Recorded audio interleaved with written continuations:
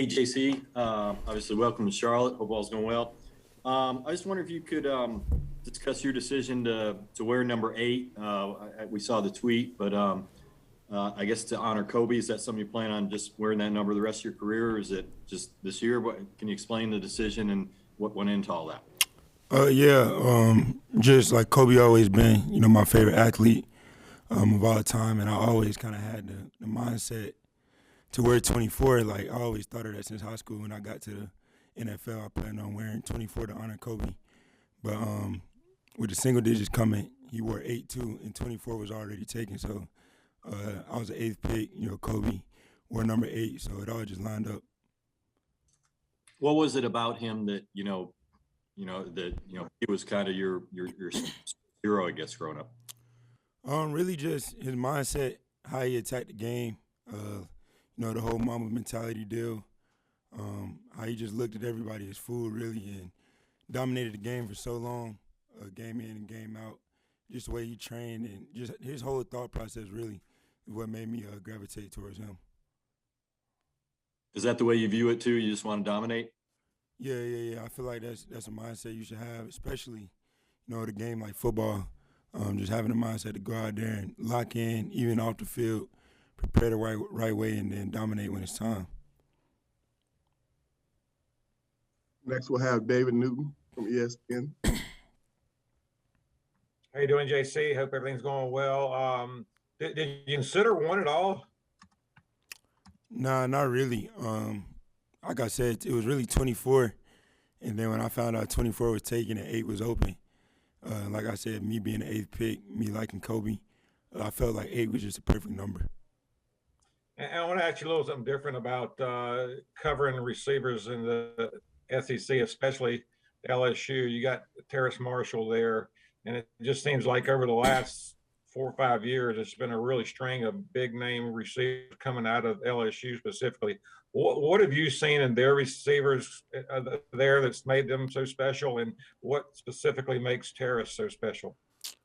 Well, with their receivers, all the guys that was on the championship team, real disciplined receivers, great hands, and just great athletes, and they just thrived in the system. And Jefferson had a lot of success on the NFL level as well, so they all great receivers. And I think Terrace, what makes him so different is just him being that size, being that tall and big. He can move like a little guy, real slippery, run great routes, got great releases. And I really feel like he has every tool to be, a great receiver. And when a lot of people compare him to Justin Jefferson that came out before that, are there similarities, or what would they be? Yeah, just two slippery receivers, real deceptive in their routes, can manipulate the DB in different ways. So they're similar in that way. Thank you. Next, we'll have Darren Gant. JC, could you describe what it's been like going from the pre-draft process, working out on your own, trying to get you right, to shifting gears back into the football process now, and what this weekend's like for you? It's back to normal for me. For 3 years I was in the process of being with a team, working out with a team, practicing, and it felt kind of weird when I was by myself, training and getting ready for the combine. But now that I'm back on the team, it feels everything's getting back to normal for me. It's just on a professional level now, so I'm happy to be in the spot I'm in. When did you realize that was felt weird for you, working out on your own? I mean, and working on speed as opposed to technique, that kind of thing. Right away, probably like soon as I was done with college, I noticed I just had a lot of time on my hands after I worked out with nothing to do. So I was ready to get back on the team and just be surrounded by the players, be meeting with coaches, learning ball, and I'm just happy right now to be in this position. What'd you do to fill those hours? I watch film on my own, just from a technique standpoint, play video games. I don't go out much, so I was bored for the most part. Next, we'll have a question from Josh Klein. What video games did you play? I have another question, but I gotta ask. Madden, 2K. Them two are the main games I played.